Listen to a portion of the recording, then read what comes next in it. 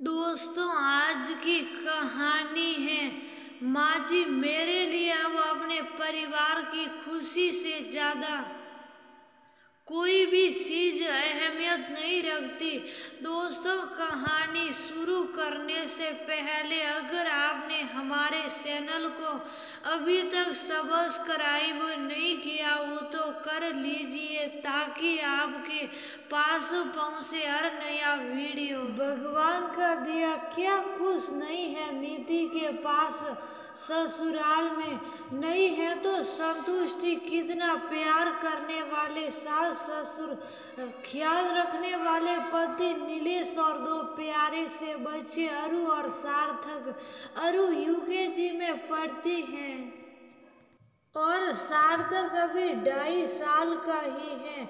उसके ससुर primary school में टीचर थे जो रिटायर हो चुके हैं और नीलेश बैंक में नौकरी करता है। गाजियाबाद में उनका अपना घर है। अभी 1 साल पहले उसकी छोटी बहन की शादी हुई है। उसका पति नोएडा एक कंपनी में सॉफ्टवेयर इंजीनियर है। वह खुद भी उसी के साथ उस कंपनी में नौकरी करती है। उसके ससुराल के ठाट बाट देखकर उसे बहुत जलन होती है। वो अक्सर अपने माता पिता को इस बात के लिए ताना देती रहती है कि आपने मेरे लिए ऐसा ससुराल क्यों ढूंढा और अपनी किस्मत को कोसती रहती है। आज भी जब उसकी मम्मी ने उसे फोन किया वह यही सब बातें दोहरा रही थी। तब उसकी मम्मी उसे समझाते हुए कहती है, देखो नीति बेटा, जो कुछ तुम्हें मिला है उसकी अहमियत समझो। क्या कमी है तुम्हारे ससुराल में? शादी से पहले तुम भी बैंक में अच्छे पद पर थी। तुम्हारा खुद का फैसला था नौकरी न करना। तुम्हारे घर में कभी किसी ने किसी बात के लिए तुम पर बंदिशें नहीं लगाई है। नीलेश भी कितना प्यार करता है तुमसे। सब कुछ तो है तुम्हारे पास। ईर्ष्याओं का क्या है, सारी तो किसी की भी पूरी नहीं होती, लेकिन उसे अपनी मम्मी की समझाई हुई बातें बिल्कुल समझ में नहीं आ रही थी। उसने गुस्से में फोन काट दिया। 2 दिन बाद नीति का जन्मदिन था। उसने उपहार में अपने पति से सोने की चेन की डिमांड की थी, लेकिन नीलेश ने उसे उपहार में पायल लाकर दी थी।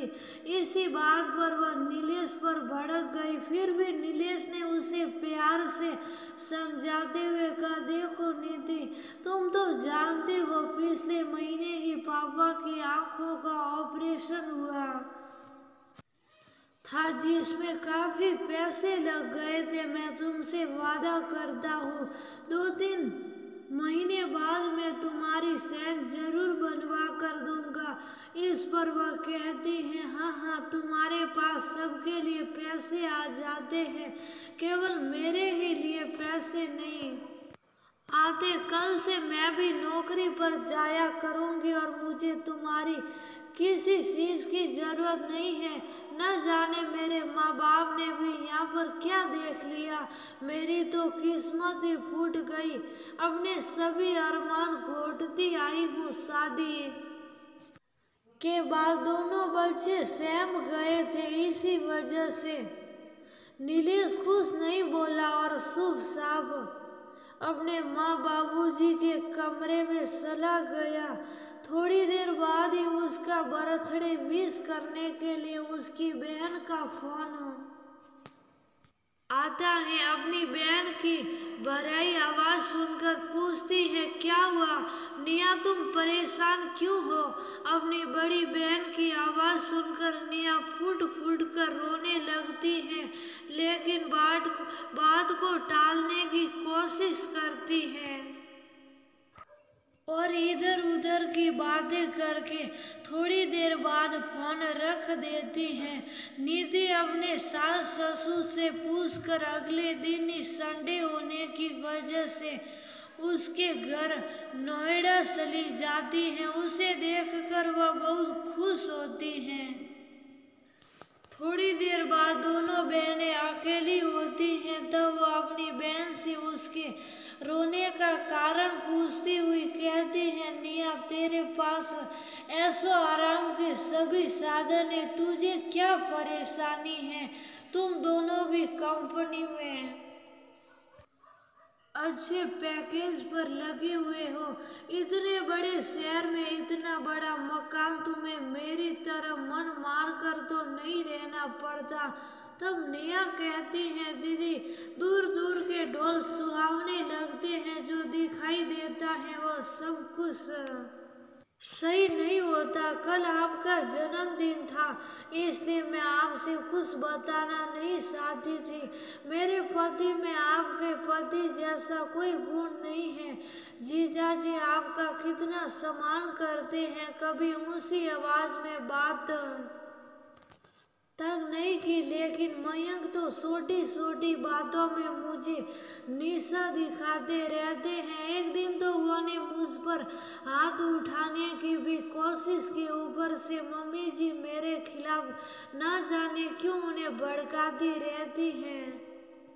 ऑफिस और घर एक साथ संभालना बहुत मुश्किल हो गया है। आए दिन शराब के नशे में घर आते हैं। यही इस अमीर घर की खोखली सच्चाई है। मैं हर संभव कोशिश की अपनी गृहस्थी को बसाने की, लेकिन अब मैंने फैसला कर लिया है, मैं इस आदमी के साथ नहीं रहूंगी। आज मैंने मम्मी पापा को भी इस बारे में सब बता दिया है। उन्होंने भी मुझसे यही कहा है कि अपने आत्म सम्मान के साथ कभी समझौता मत करना। तेरा घर हमेशा तेरे लिए खुला है बेटा। मुझे समाज की परवाह नहीं है। अगर मयंक समझाने से भी नहीं समझता तो मैं कोर्ट कचहरी से भी पीछे नहीं हटूंगा। सही कह रहे हैं पापा, हम सब तुम्हारे साथ हैं। तुम्हें किसी तरह चिंता करने की जरूरत नहीं है।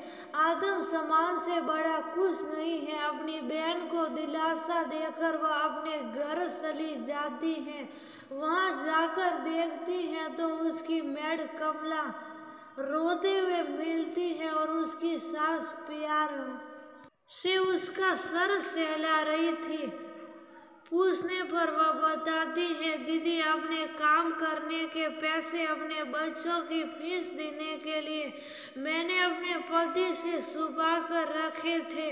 वह पैसे सारे मेरे पति ने छीन लिए और शराब पीकर आ गया और मुझे मार पीट कर घर से निकाल दिया। कमला की आंख भी सूजी हुई थी।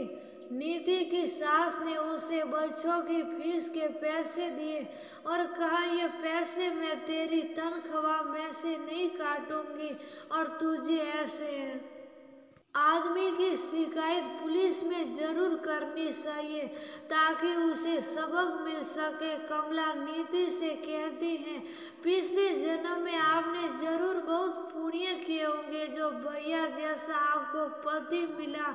किसी तरह का कोई ऐप नहीं है और हर रिश्ता कितनी अच्छी तरह निभाते हैं, कितना प्यार करते हैं आपसे।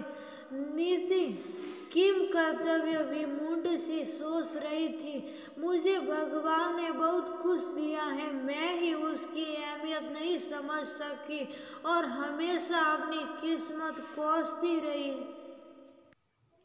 लेकिन सुबह का बुला अगर शाम को घर आ जाए तो उसे बुला नहीं कहते।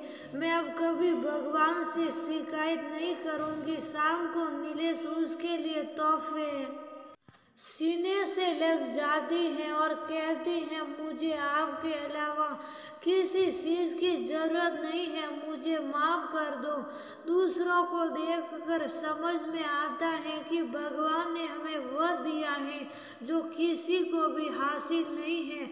मेरे लिए अब अपने परिवार की खुशी से ज़्यादा कोई भी चीज़ अहमियत नहीं रखती। अब मैं पूरी तरह से अपने परिवार को ही समर्पित रहूँगी। ठीक है बहू, इसी बात पर अपने हाथ से हमें गाजर का हलवा बनाकर खिलाओ।